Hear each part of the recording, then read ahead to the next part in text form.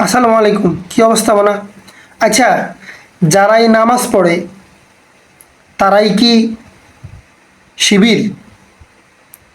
অর্থাৎ তার মানে কি বোঝা যাচ্ছে?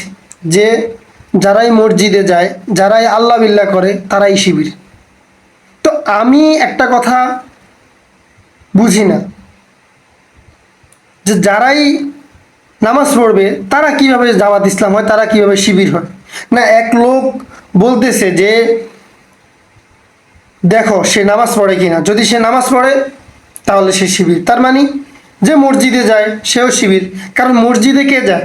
যে নামাজ পড়ে সেই তো মসজিদে যায়। তার মানে যে ব্যক্তি মসজিদে যাবে, যে ব্যক্তি নামাজ পড়ে সেই শিবির। এই ছেলেটার কথা মনে আছে?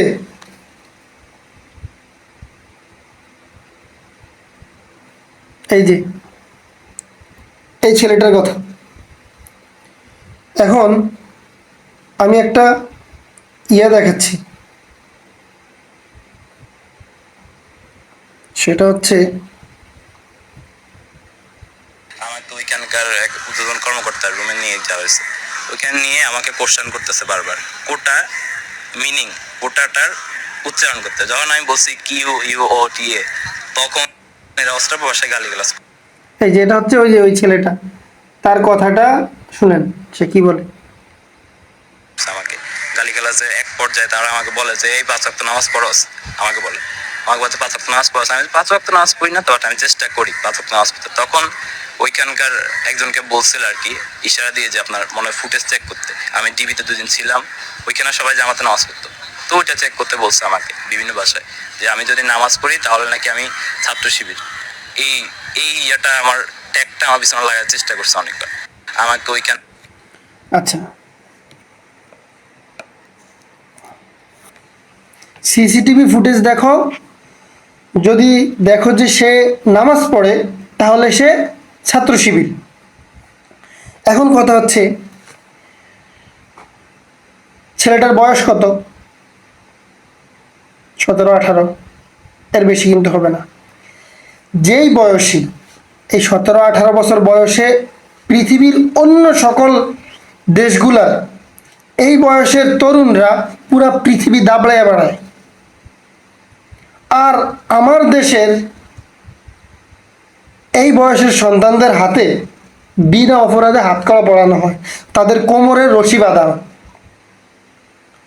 পৃথিবীর অন্য সকল দেশে এই বয়সের ছেলেপেলেরা কি করে? গিনেস বুক অফ ওয়ার্ল্ডের নাম লেখায়।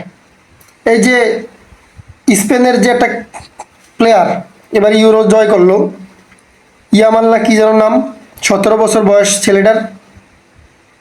তো এই ছেলের বয়স আর এই এখন যার কথা শুনলেন তার বয়সের মধ্যে পার্থক্য কতটুকু? মানে যে নামাজ পড়বে, যে আল্লাহ বিল্লাহ করবে, যে মসজিদে যাবে সেই জামাত ইসলাম, সেই শিবির, সেই ছাত্র শিবির। এটা কি ধরনের কথা?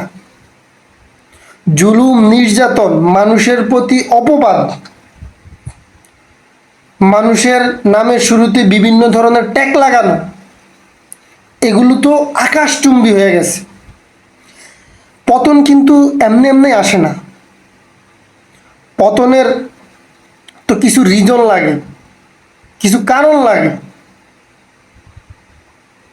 এমনি এমনি কিন্তু পতন আসে নাই। মানুষের উপর নির্মম নির্যাতন, নিপীড়ন, অত্যাচার যখন আকাশচুম্বী হয়েছে তখনই পতন আসছে। এই যে বিনা অপরাধে যাদেরকে বিভিন্ন ধরনের ট্যাগ লাগাইতো নামে শুরু দিয়া, তাদের বিনা অপরাধে কোনো কারণ ছাড়াই হাতে হাতকড়া পড়াইতো, তাদের এই যে দীর্ঘ শ্বাস, তাদের এই যে নিঃশ্বাস, এটা কিন্তু এটার জন্য, এই যে তাদের দীর্ঘ শ্বাস, তাদের এই নিঃশ্বাস, তাদের এই মাজলুমের যে নিঃশ্বাস, মাজলুমের যেই দীর্ঘ শ্বাস, এটার জন্যই কিন্তু পতন হয়েছে।